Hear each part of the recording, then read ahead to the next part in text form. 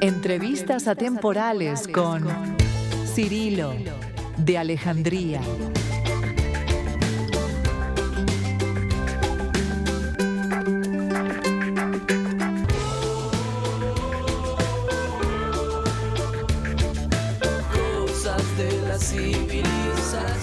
Bienvenidos de vuelta a nuestro gran programa Entrevistas atemporales con Cirilo de Alejandría. Durante la mañana, en esta nueva sección de Radio Podcast, vamos a tener unos invitados muy especiales. Denle la bienvenida a Sarmiento y Echeverría. Salve, nobles oyentes de esta era cuyo artificio supera el juicio de los sabios de mi tiempo. Soy Esteban Echeverría, humilde servidor de las musas y celoso amante de la libertad. Mi alma, forjada al calor de las letras y los ideales sublimes de la Europa ilustrada, ansía ver si en esta centuria ha florecido la justicia que en la nuestra apenas brotara. Que la palabra sea puente entre siglos. Caballero Echeverría, siempre tan elocuente. Permitidme agregar, soy Domingo Faustino Sarmiento, sanjuanino por cuna. Vine esta centuria no a callar, sino a clamar. Educación, progreso, ciencia. Si este aparato maravilla de la técnica me brinda ocasión de hablar al pueblo, entonces que así sea. Vengo a combatir la ignorancia con la palabra, como antaño combatir a barbarie con la pluma. Es un placer tenerlos a ambos acá, ambos precursores de la literatura argentina, autores de grandes obras que han dejado huella desde lo político y lo literario. Empecemos por usted, señor Echeverría. ¿Puedo decirle Esteban? Sí, en buena hora. Llamadme así si os place. Bueno, Esteban, en tu libro La cautiva podemos ver unas claras influencias de diferentes corrientes que estaban en auge en la época. Disculpe si no estoy bien informado, pero una puede ser el romanticismo, ¿no? Bien pudiera ser, en efecto. Mirando hacia atrás, reconozcas en la obra signos evidentes que así lo denotan. En la poesía halla el lector un vehemente anhelo de libertad que anima a los personajes y un detenimiento singular en el examen de sus pensamientos más hondos y pasiones más recónditas. Véase allí a la valerosa María, blandiendo su acero impelida por la fuerza de su espíritu inflamado por el amor a su esposo y al fruto de sus entrañas. No se arredra ante la razón ni se detiene por lo inverosímil de su empresa, como es común en tantas narraciones de la estirpe romántica. También está el motivo exótico de la Patagonia, tema sumamente representado en el arte del siglo. En efecto, el desierto se alza cual ente viviente, lleno de trampas y presagios funestos, pantanos, llamas, y la fiera que ronda, aunque inofensiva, dan muestra que los amantes yacen a su merced. ¿Y esta influencia romántica viene de tu estancia en Europa? Desde luego, absolutamente. Como os decía, cursé mis estudios superiores en la Sorbona, en París, capital de la Francia y ciudad de las luces. Fue allí, en suelo europeo, donde bebí de las aguas del romanticismo, que luego procuré derramar en el suelo de mi patria. Fue un intento, si se quiere, por forjar una cultura nacional, empresa que emprendimos los de la generación del 37. Así es. Nos propusimos encabezar una emancipación del pensamiento, en cierto modo recogiendo el legado de aquellos próceres de la independencia y proseguir su gesta desde los dominios del espíritu y las letras en busca de una libertad también desde ese frente. Y sobre tu obra más famosa, Esteban, ¿qué tenés para decir? ¿No es La cautiva? No, una publicación póstuma en 1871 en la revista del Río de la Plata, por parte de tu amigo Juan María Gutiérrez, propone un cuento bajo tu nombre. Ese infame fantoche, ese ruin traidor, un acto semejante es indigno incluso de un salvaje federal. Pero su cuento, El matadero, tiene muy buenas críticas, Esteban. ¿En verdad? Sí, muchos lo consideran el primer cuento argentino, un relato pionero en el romanticismo, en parte un alegato político, pero sin perder una riqueza literaria que desafió las formas de escribir en su tiempo e incursionó en estéticas como el feísmo. Me honran las palabras que decís. En su tiempo pensábase que las historias se desarrollaban únicamente en verso y no en prosa. Mas veo que los paradigmas se han transformado y los vientos del cambio han quebrado la rigidez de las formas. Bueno, entonces, hablemos del Matadero. ¿Qué te inspiró a crearlo? El motivo de ese relato tiene nombre y apellido, o más bien varios nombres y apellidos. Juan Manuel José Domingo Ortiz de Rosas y López de Osornio. El rostro de la barbarie argentina. Precisamente, escribí el libro durante mi exilio en Uruguay, buscando desahogar mi alma del martirio que supuso la convivencia con la barbarie de los inmundos y salvajes federales. Me doy cuenta, el espectáculo de sangre que es la muerte de los novillos, del toro y en última instancia del unitario no dejan lugar a dudas sobre tus intenciones. ¿Pero no te parece que exageraste un poco? De ninguna manera. Ellos son, en cambio, dueños de un salvajismo absolutamente exagerado que parece hasta caricaturesco. ¿Verdad, Sarmiento? Totalmente. Esos incivilizados no merecen perdón. Su barbarie y su desapego a la diplomacia marcó la más lóbrega de las épocas de la vida de nuestra patria. Bueno, cambiando de tema. Este cuento también está influido por el romanticismo, ¿no? Supongo que es muestra de un romanticismo más revolucionario y crítico. Es el joven unitario del cuento el mayor de los románticos, que contraria la razón que indica que debería ocultar su posición política e ir con cuidado en tiempos de represión. En última instancia, ¿no tiene un parecido con La cautiva con ese final? Es su corazón indomable el que explota antes de que puedan empezar a torturarlo cuando proponen violarlo, similar a cómo el amor de María fue su propia perdición al perder a quienes amaba. Ciertamente. Y hay otro parecido que no te oí señalar, que es que en ambos casos los civilizados son víctimas de la barbarie, en un caso de los indios, en el otro de la chusma. ¿Y cuándo vamos a hablar de mis obras? ¿Invitáronme acaso solo por capricho? No, eso jamás.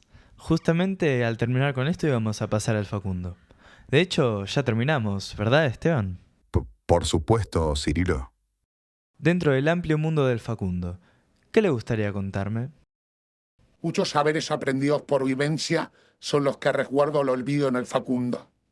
Desde luego, uno de los principales es la triste prórroga de la barbarie, aún teniendo luces europeas alumbrándonos. Pudiera verse en la extensión de las tierras el primero de los males autóctonos, el desierto, que temeroso a los ríos nunca osó comunicarse mediante.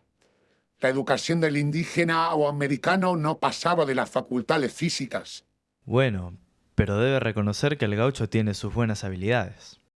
Por supuesto, hállanse diversos gauchos en las tierras. Está el rastreador, portador de ciencia casera y popular como buscador del fugitivo y ganado, mas también el vaquiano como pseudomapa caminante y el cantor que replicaba las historias que traen cultura. Pero también estaban los gauchos malos, quien es el que vive por fuera de la ley y su alma reniega de sumirse ante órdenes. ¿Ves que no todo federal es malo? Sé muy bien que no todo federal es malvado de alma, puesto que yo mismo me he conmovido ante algunas ideas federales. La historia de nuestro país siempre tuvo su costado poético, y más ante autores que embellecieron con honradez nuestra memoria, como Echeverría en La cautiva. Pero aclarando dudas para todos mis televidentes. ¿Facundo vivió? Por supuesto que no. Facundo fue una figura forjada a la guisa de lo que deseaba contarse, con su calavera de caudillo, los ojos negros de espanto y el brío airado de cualquiera de su estirpe. Varón tal, de bárbara ralea y condición primitiva, nunca podría ser seguido por veneración, sino por espanto. Hombre rebelde, y solo temía a la natura. No podía hallar otro destino sino en el juego de las armas. Si existiérase o no, el fin siempre fue retratar la cara de la barbarie de primera mano, y, como de otra manera no me hubieran leído, osé en redactarlo como biografía. Podríamos ver entonces una rebeldía de reestructuración narrativa tanto en el Matadero como en el Facundo. Podríase ver de esa manera. ¿Y ve otra similitud entre los textos que no sea su clara bajada política antifederalista? Puedo decir que mirándolo en retrospectiva hallo diversas calidades románticas en la historia, tales como la crítica de los vicios sociales, el gran miramiento que tengo por la natura, la pesquisa de un sentido nacional y la idealización de los tiempos idos. Mas, sea ello exagerado o no, antes de estos bárbaros, todos estábamos en mejor estado. Bueno, señores, pero no solo los trajimos a este show para hablar de sus obras, sino también para que nos ayuden a pensar un gran debate de hoy en día, las marchas. Para esto, invitamos a figuras de la actualidad que representan diferentes posturas con respecto a este problema para introducir el tema y enriquecer la conversación. Abran paso para Milei.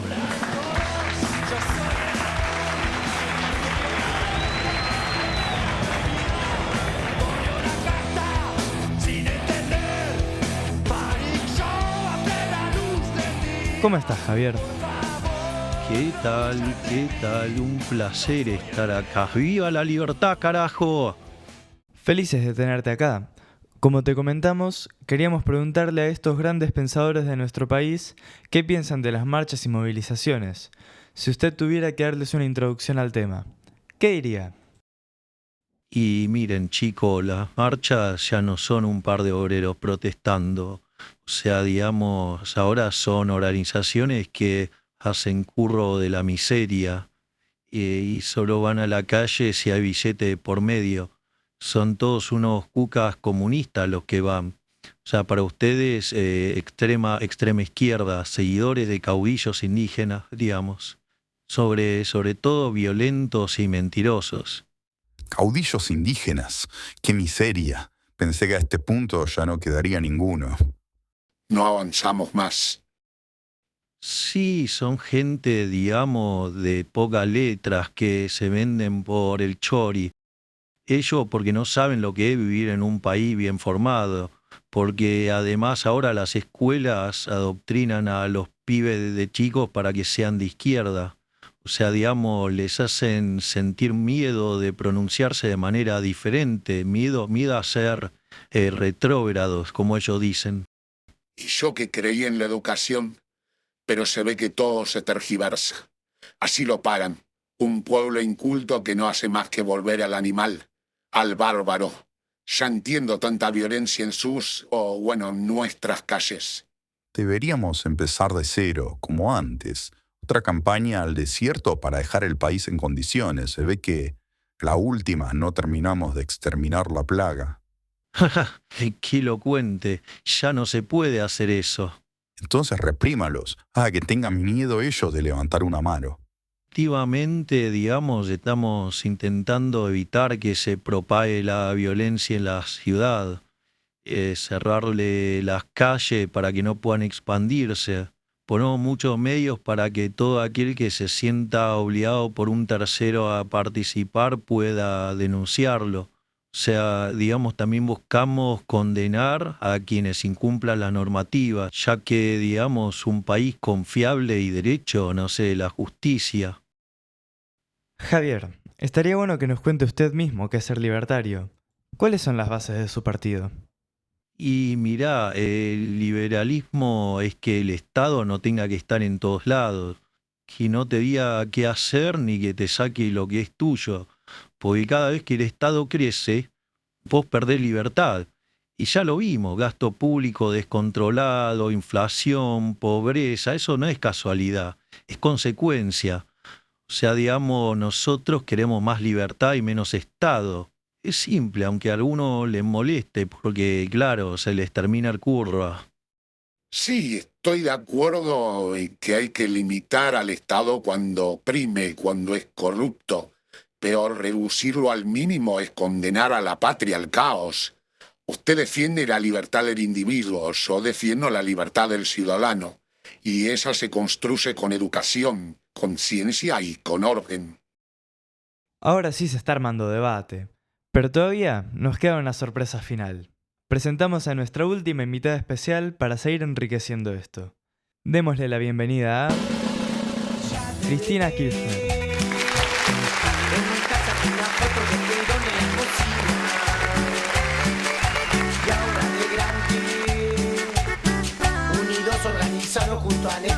Cristina. Voy a seguir la doctrina peronista porque ya no tengo duda. Argentinos y argentinas, es un placer volver a tener esta oportunidad de hablarles y de combatir estos bárbaros gorilas que pretenden entregar el país a los intereses de las potencias extranjeras y grandes empresarios. Cristina y Milei se llevan como perros y gatos. Como exterminador y plaga sería una descripción más acorde. Bueno, ahí está. Resulta que Cristina es la máxima figura en la actualidad del movimiento kirchnerista, que es una corriente del peronismo a la que Milei ve como los causantes de la crisis económica en la que se encuentra sumida Argentina. Agradecería que se tomara el tiempo de explicarnos, mi Echeverría, qué son estas corrientes modernas que no son tan extrañas a nosotros como la lengua de los otomanos. Justamente quería dejarle a ella que nos explique su pensamiento. Cristina, le cedo la palabra. Bueno, a ver, el kirchnerismo es una forma de hacer política donde el Estado no se borra, al contrario, se planta para cuidar el trabajo, la industria, los derechos. No creemos que todo lo arregle el mercado, porque ya sabemos cómo termina eso, con unos pocos ganando mucho y la mayoría perdiendo. Es eso, un proyecto político que busca transformar la realidad con inclusión, memoria y laburo. No es tan complicado, aunque algunos se empeñen en hacerlo parecer así. Zurdos de mierda, cuántas mentiras en tan poco tiempo. Ese modelo que defendés nos dejó 50% de pobre, 200% de inflación, un país fundido y una generación entera sin futuro. ¿Dónde está el trabajo, Cristina? Si destruyeron el empleo privado y llenaron el país de planeros y burócratas. El único trabajo que cuidaron fue el de los ñoquis de la cámpora. Cálmese, Milei, que para representar a las letras y educación hay que ser educado y respetuoso. Mira, Milei, la verdad que escuchar hablar a alguien que todavía no terminó de entender cómo funciona el Estado, hablar de zurdos de mierda y de ñoquis, es casi gracioso. Pero lo preocupante no es eso, sino que sigas mintiéndole a la gente. Cuando nosotros gobernamos, la desocupación bajó el 5.9%. La inflación estuvo muy lejos del 200% que trajeron ustedes con su ajuste brutal. Y la Argentina era un país donde la gente comía asado y se iba de vacaciones. A vos te encanta hablar de planeros, pero te olvidás de que sin el Estado los únicos que se salvan son los amigos del poder. Como los que te aplauden a vos desde Miami. Y la cámpora, que aviso, labura. Quizás el problema es que no trabajan para los bancos y los fondos buitre, sino para los pibes, las universidades y la soberanía nacional. Porque para nosotros, patria sí, colonia no. Cálmense, que el debate aquí son las marchas. No perdamos el foco. Cristina, ¿podrá decirme su opinión sobre las marchas? Por supuesto, Cirilo. Mira, las marchas son una expresión del pueblo. Son la voz de los que no tienen poder en los escritorios ni en las grandes empresas. Marchar es un derecho, conquistado con sangre y lucha. Que haya movilización en las calles no es un problema. Es un síntoma de vida democrática y la respuesta a las deficiencias del Estado. El problema sería que la gente se calle por miedo, como parece que a algunos les gustaría. Así que mientras haya injusticia, va a haber marcha. Y eso no se negocia. No, eso no es democracia, Cristina, es piqueterín mafioso, cortar calles, extorsionar al que quiere trabajar, arruinarle el día a la gente. Eso no es libertad. Eso es autoritarismo, digamos, de un par de locos que quieren hacer curro. Basta de romantizar la violencia. La política se debe hacer desde la burocracia. Ir a las calles y sobreponer tu pensamiento sobre otros es asqueroso. Si no, va a terminar como el unitario del Matadero. No, pero el gobierno está hecho para servir al pueblo, no viceversa. Si el gobierno está siendo negligente y autoritario, deberían poder rebelarse, como nosotros de los españoles. Qué fuerte todo esto, ¿eh?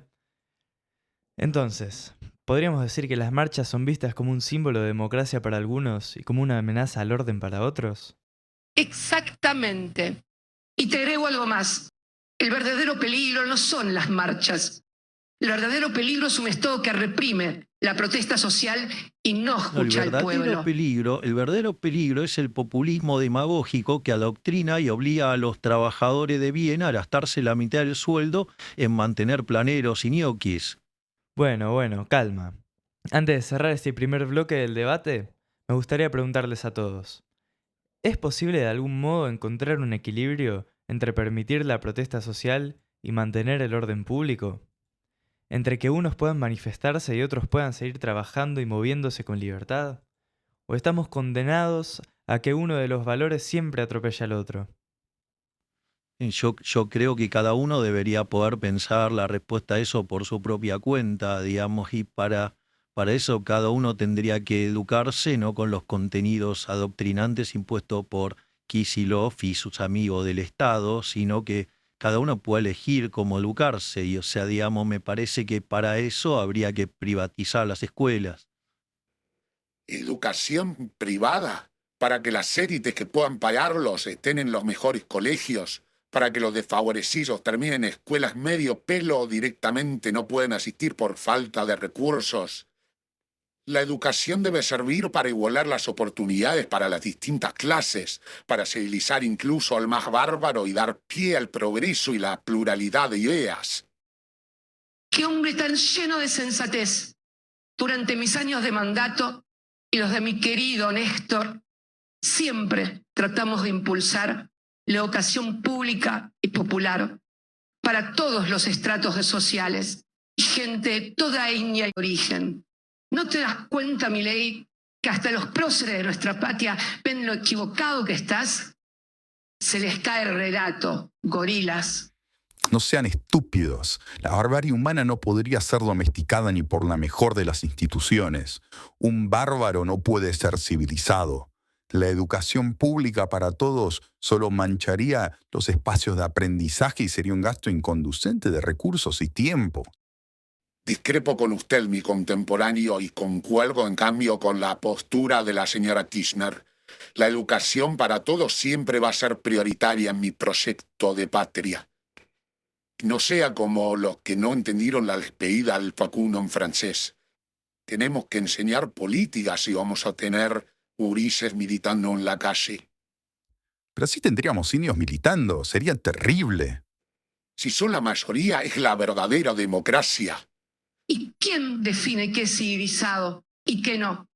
Porque en este país, muchas veces los que se dicen civilizados son los primeros en saquear la riqueza nacional. No subestimemos al pueblo.